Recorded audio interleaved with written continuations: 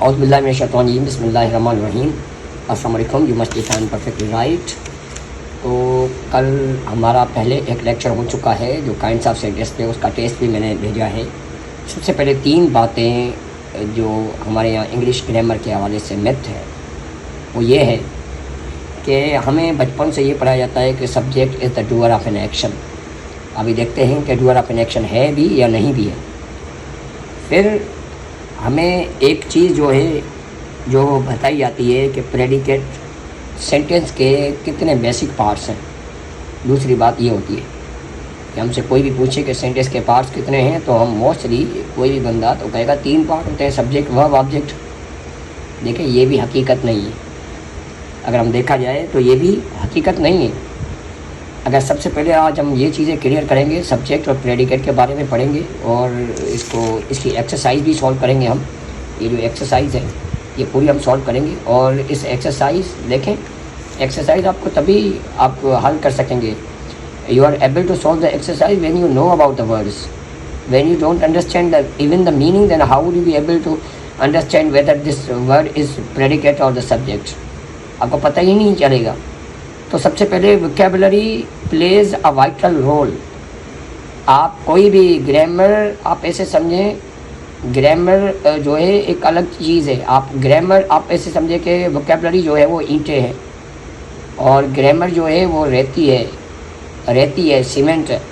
अभी अगर आपके पास ईंटें ही नहीं होगी तो मुझे ये बताएं आपकी चीज़ें कैसे, ग्रामर पढ़ने का फ़ायदा क्या बनेगा।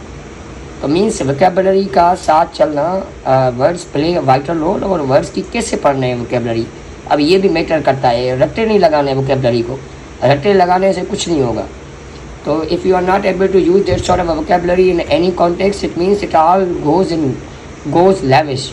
तो सारी चीज़ें it all goes in vain, सारी चीज़ें फजूल जाती हैं।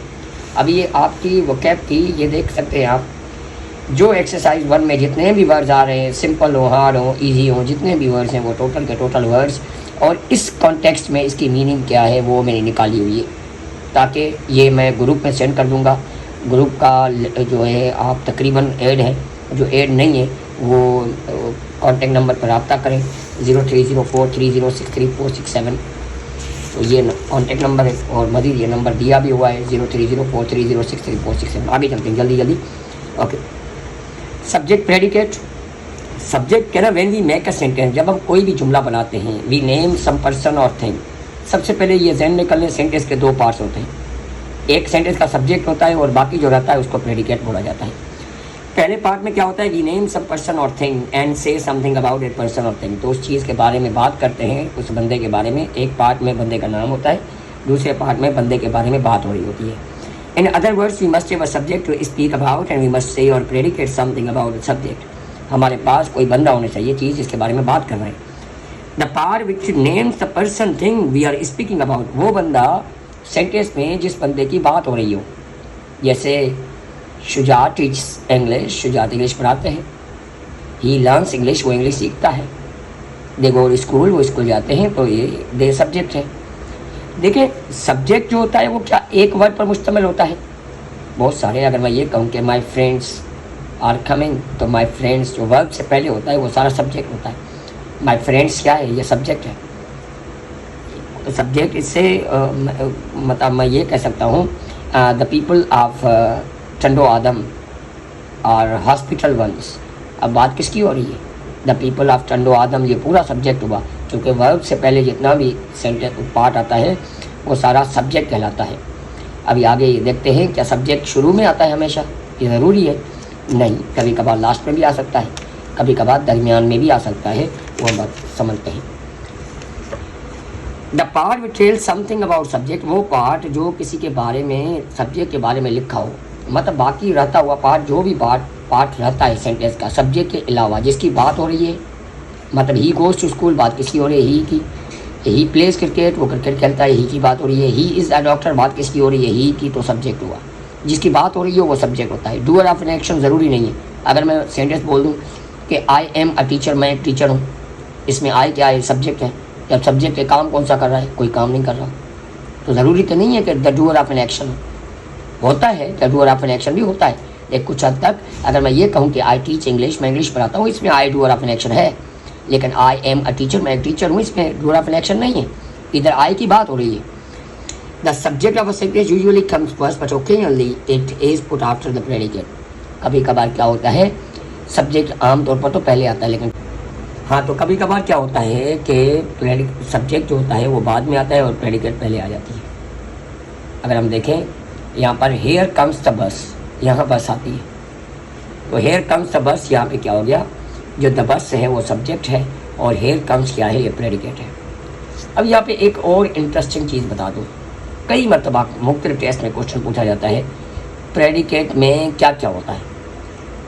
वर्ब तो होता ही होता है, वर्ब और ऑब्जेक्ट ज़रूरी है, नहीं भाई, आई प्ले, तो प्रेडिकेट में एक वर्ब भी हो सकता है और वर्ब और ऑब्जेक्ट भी हो सकते हैं। कभी कभार कहा जाता है कि predicate is a subject and verb, verb and object and object and complement क्या होता है, तो वर्ब एंड ऑब्जेक्ट जो आता है वो प्रेडिकेट के अंदर आता है, ठीक है, या वर्ब और कॉम्प्लीमेंट जो होता है वो आता है अपना प्रेडिकेट के अंदर। अभी sweet are the uses of adversity, मतलब ये सेंटेंस क्या बता रहा है हमें, स्वीट एडवर्सिटी का मतलब होता है मुश्किलात, तकलीफ़, और जो तकलीफ़ें होती हैं उनसे आप मायूस नहीं हुआ करें क्योंकि उनका फल जो होता है वो मीठा होता है। मतलब यहाँ पे आप ये सेंटेंस जो है इससे नसीहत हमें मिल रही है कि कभी भी मुश्किलातें आती हैं, तकलीफ़ आती हैं, तो उसको बर्दाश्त किया करें क्योंकि वो आगे चल के उसका फल जो होता है मीठा होता है। In imperative sentence the subject is left out, हुक्मिया जुमलों के अंदर सब्जेक्ट होता ही नहीं, सब्जेक्ट समझा जाता है। जैसे मैं किसी को कहूँ सिट डाउन, बैठ जाएँ, तो किसको कह रहा हूँ, किससे बात कर रहा हूँ, come here, speak English, English बोलें, तो हमेशा जिससे हम मुखातिब होते हैं उसको कह रहे होते हैं। और हम मुखातिब किससे होते हैं, हम हमेशा मुखातिब होते हैं यू से, जिससे हम बात कर रहे होते हैं। तो यहाँ पर सिट डाउन के अंदर सब्जेक्ट है यू, है यू, अंडरस्टूड है, लिखा नहीं जाता लेकिन अंडरस्टूड है, समझा जाता है। गो देयर, जाए, तो जाएगा कौन, जिससे मैं बात कर रहा हूँ वो जाएगा, मतलब यू इज़ अंडरस्टूड। अब यहाँ पे ये एक्सरसाइज है, the following sentences separate the subject and predicate, इसमें सब्जेक्ट अलग करें और प्रेडिकेट अलग करें। इसमें देखते हैं कि क्या है। कई स्टूडेंट जो है इसको सॉल्व करने की कोशिश करते हैं, ऐसा कोई वर्ड आ गया तो बस छोड़ देंगे वहीं पर रुक, तो भाई पता नहीं क्या है। द केकलिंग ऑफ गीस सेव्ड रोम, तो यहाँ पे गीस जो है ये परिंदों, ये हंस परिंदे हैं, उनको कहा जाता है और ये प्लूरल है। गूस GOOSE ये सिंगुलर है, गीस ये प्लूरल है। द केकलिंग का मतलब है आवाज़, जो गीस मतलब हंस परिंदों की जो आवाज़ है उसने रोम को बचाया, तो यहाँ पे द केकलिंग का गीस जो है ये सब्जेक्ट है, सेव्ड रोम जो है वो प्रेडिकेट है। The boy stood on the burning deck, एक जलते हुए तख्ते पर जो है लड़का जो है वो रुक गया, तो यहाँ पे द बॉय जो है वो सब्जेक्ट है, stood on the burning deck क्या है, प्रेडिकेट। अभी आगे बहुत इंटरेस्टिंग क्वेश्चन आने वाले हैं, ये याद रखें। और वीडियो को अगर अभी तक लाइक नहीं किया तो वीडियो को लाइक कर दें जल्दी से और शेयर भी किया करें। Tubal Cain was a man of might, Tubal Cain जो था वो एक ताकत वाला बंदा था, माइट का मतलब होता है ताकत, he is man of might. In words को यूज़ किया करें अपनी डेली लाइफ में। Stone walls do not make a prison, पत्थर की बनी हुई दीवारें जो हैं, ट्यूबल कैन सब्जेक्ट है, यहाँ पे was the man of might जो है ये प्रेडिकेट है। Stone walls do not make a prison, पत्थर की दीवारें कैद नहीं बनाती, स्टोन वॉल्स जो है पूरा सब्जेक्ट है, do not make a prison predicate है। प्रेडिकेट का मतलब होता है इन्फॉर्मेशन, मालूमात, सब्जेक्ट के बारे में जो मालूमात होती है उसको प्रेडिकेट बोला जाता है। सब्जेक्ट के अलावा the singing of birds delights us, अभी हमें खुश करती है क्या, सिंगिंग ऑफ बर्ड्स, परिंदों की आवाज़ें, परिंदों की आवाज़ें, तो परिंदों की आवाज़ें क्या है, सब्जेक्ट है, और डिलाइट्स अस क्या है, predicate. Miss Kitty was rude at the table one day, Miss Kitty जो है टेबल पर जो रूड थी, गुस्ताखी, टेबल पर का मतलब मेज पर नहीं बल्कि मीटिंग में, इसका मतलब मीटिंग में, एक दिन मीटिंग में मिस किटी जो थी वो बहुत ही गुस्ताखाना मतलब नाराज़ थी, गुस्से में थी, तो Miss Kitty subject was rude at the table one day, ये प्रेडिकेट है।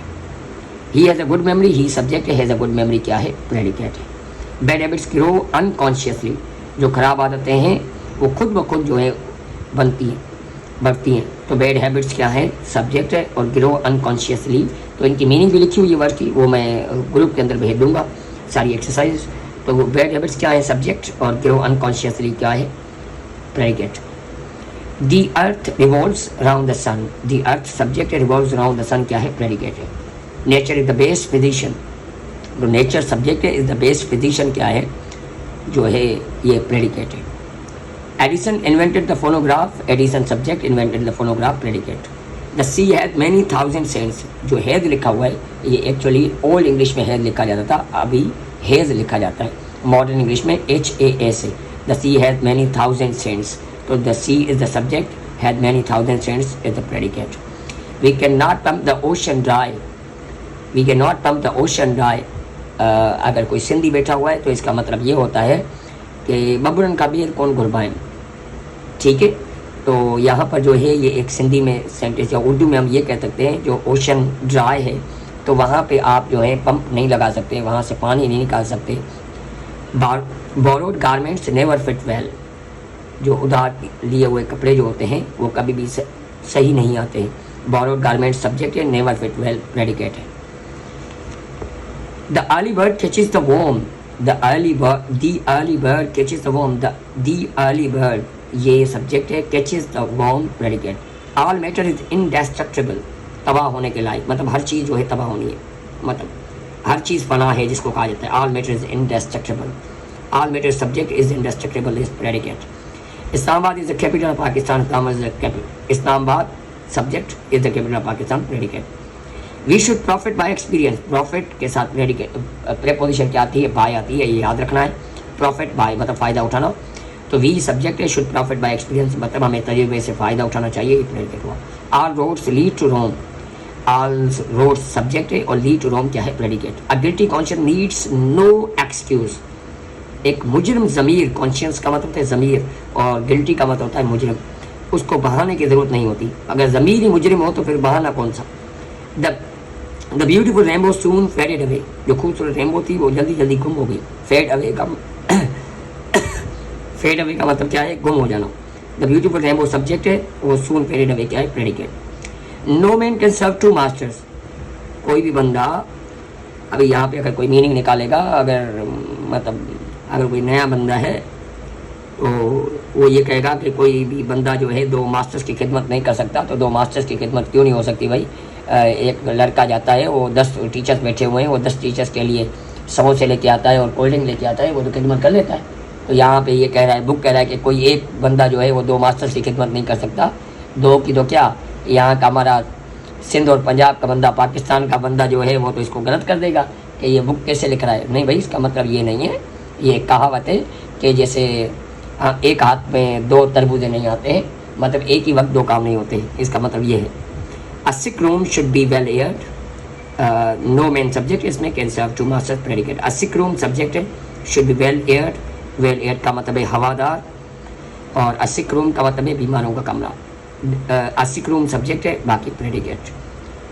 उसके बाद है the dew drops glitter in the sunshine. glitter का मतलब होता है चमकना, जगमगाना सूरज की रोशनी में। अभी dew drops क्या है, सब्जेक्ट है, शबनम के कतरे, उनको कहा जाता है dew drops। I shot an arrow into the air. I subject is shot an arrow into the air, ये predicate है। A barking sound the shepherd hears. A barking sound और hears ये predicate है। अभी इसको गौर से समझना है। इसमें सब्जेक्ट क्या है, काम देखें, यहाँ पे लिखा हुआ है a barking sound the shepherd hears। अभी इसमें देखेंगे बात किसकी हो रही है, बात हो रही है शेफर्ड की, कि शेफर जो है भौंकने की आवाज़ सुनता है, एक भौंकने की आवाज़ सुनता है। तो द शेफर क्या है, सब्जेक्ट है, और बाकी जो हेयर्स अ बाकिंग साउंड जो होता है ये प्रेडिकेट है। On the top of the hill lives a hermit, एक पादरी जो है, एक ऐसा बंदा जो दुनिया को छोड़कर अपनी मन मस्ती में जाके इबादत गुजार रहे, उसको कहा जाता है हर्मिट। अ हर्मिट जो है वो सब्जेक्ट है, और on the top of the हिल और लिव्स ये हमारा प्रेडिकेट होगा, क्योंकि असल में सेंटेंस ये होना चाहिए था hermit lives on the top of the hill, लेकिन सेंटेंस आगे पीछे हो सकता है, ये मोस्टली होता है लिटरेचर के अंदर होता है। ये चीज़ें, ये एक्सरसाइज हमने सॉल्व कर लिए, इसकी वोकैब जो है वो मैं ग्रुप के अंदर सेंड करने जा रहा हूँ, ठीक है। और इंशाल्लाह अगर ग्रुप में आप ऐड नहीं है तो जल्दी से रब्ता करें, वो मैंने नंबर आपको बता दिया इस चार्ट में। Thank you so much, video को लाइक और शेयर कीजिएगा।